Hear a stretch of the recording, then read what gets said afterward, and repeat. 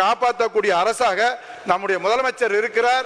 உங்களுக்கு என்றைக்கும் பாதுகாப்பு, கோயில்களையும் சரி விவசாயிகளையும் சரி அங்க இருக்கக்கூடிய மக்களையும் பாதுகாக்கக்கூடிய முதலமைச்சர் இருக்கிறார் என்ற உத்தரவாதத்தை தந்து வந்திருக்கிறோம். கருத்து நிறுத்திருக்கிறோம். எல்லாமே இப்ப நீங்க சொல்ல வேண்டிய கருத்துக்கள் எல்லாம் பதிவு பண்ணிட்டீங்க. மாண்பு பேரவைத் தலைவர்களை இது ஆரம்ப காலகட்டத்திலேயே நடவடிக்கை எடுத்துல தடுத்து நிறுத்திருக்கிறதா சொல்றேன். என்ன கத்துறீங்க?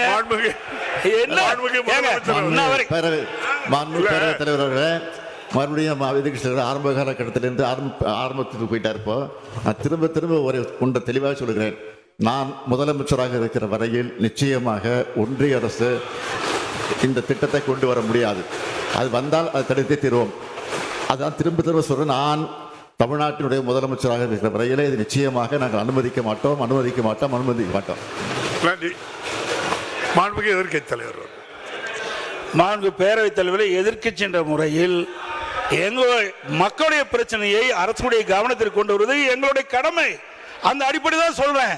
நீங்க அலட்சியமா இருந்த காரணத்தினால்தான் இவ்வளவு பிரச்சனை ஏற்பட்டிருக்குது.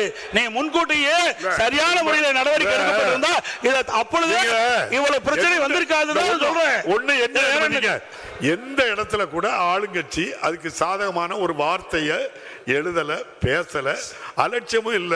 பார்லிமெண்ட்லயும் பேசிருக்காங்க. நீங்க என்ன நிறைவா சொல்லுங்க. பேரவைத் தலைவரை நீங்க பதில் சொல்லிட்டீங்க. எல்லாம் மந்திரி சொல்ற பதில் நீங்களே சொல்லிட்டீங்க. பேசுறதையும் நான் சொல்லியிருக்கேன். அப்புறம் தெளிவா பதிவு பண்ணிருக்கீங்க.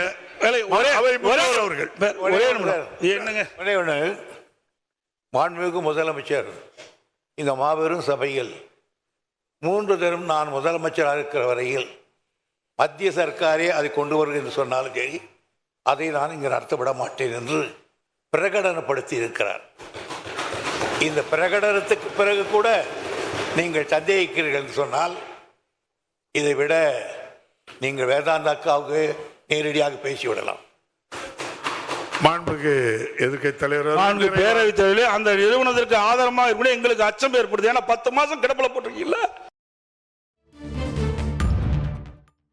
நாங்கள் இந்த திட்டத்தை ஆதரிக்கும் சொல்லி இருந்தால் அதுதான் பெருமையாக. அதான் பண்ண போறாங்க மாண்புமிகு முதலமைச்சர் அவர்கள். மாண்புமிகு பேரவைத் தலைவர் அவர்களே, எதிர்க்கட்சி தலைவர் அவர்களை பொறுத்த வரைக்கும் அலட்சியப்படுத்தி விட்டு ஏன் காலதாமதம் என்று ஒரு கேள்வி கேட்டிருக்கிறார். அவர்கள் பார்வையில் அது அப்படியே இருக்கலாம், அலட்சியமாக கூட இருக்கலாம், அல்லது நாங்கள் தவறிவிட்டோம் என்று கூட இருக்கலாம். ஆனால் எங்களுடைய பார்வையை நாங்கள் அலட்சியப்படுத்தல. அவ்வப்போது நாங்கள் இந்த பிரச்சனை சுட்டி காட்டி இருக்கிறோம், கடிதங்கள் எழுதியிருக்கிறோம். அதனால தான் திரும்ப திரும்ப சொல்லுகிறேன், எந்த காரணத்தை கொண்டோ தமிழ்நாட்டுக்குள்ள அவர்கள் போடக்கூடிய இந்த திட்டம் நிச்சயம் வரக்கூடிய வாய்ப்பே இருக்காது. அதை தடுத்து நிறுத்துவோம். அப்படி ஒரு சூழல் வந்தால் அந்த பொறுப்பில் நான் இருக்க மாட்டேன், முதலமைச்சர் பொறுப்பு இருக்க மாட்டேன் என்று தெளிவாக சொல்லிவிட்டேன். எனவே தயவு கூர்ந்து மீண்டும் மீண்டும் நான் கேட்டுக்கொள்கிறேன். எதிர்க்கட்சி தலைவரையும் சேர்த்து எதிர்க்கட்சியும் சேர்த்து நான் கேட்டுக்கொள்கிறேன். ஏற்கனவே எல்லா கட்சி தலைவர்களும் ஆதரித்து பேசியிருக்கிறார்கள். எனவே நீங்களும் அதை ஆதரித்து ஏகமனதாக நிறைவேற்றி தர வேண்டும் என்று நம்முடைய சபாநாயகர் மூலமாக உங்களை நான் பணிவோடு கேட்டுக்கொள்கிறேன்.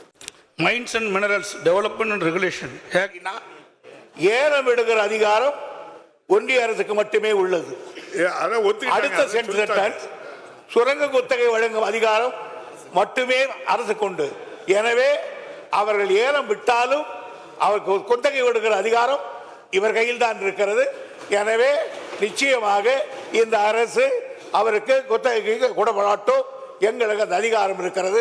மத்திய அரசு ஒன்றிய அரசு எங்களை ஒன்றும் செய்துவிட முடியாது. அதை எதிர்க்கின்ற வல்லமை தைரியமும் எங்கள் முதலமைச்சர் கொண்டு. சரி, முதலமைச்சர் தான். செய்திகளை உடனுக்குடன் தெரிந்து கொள்ள உடனே சப்ஸ்கிரைப் பண்ணுங்க.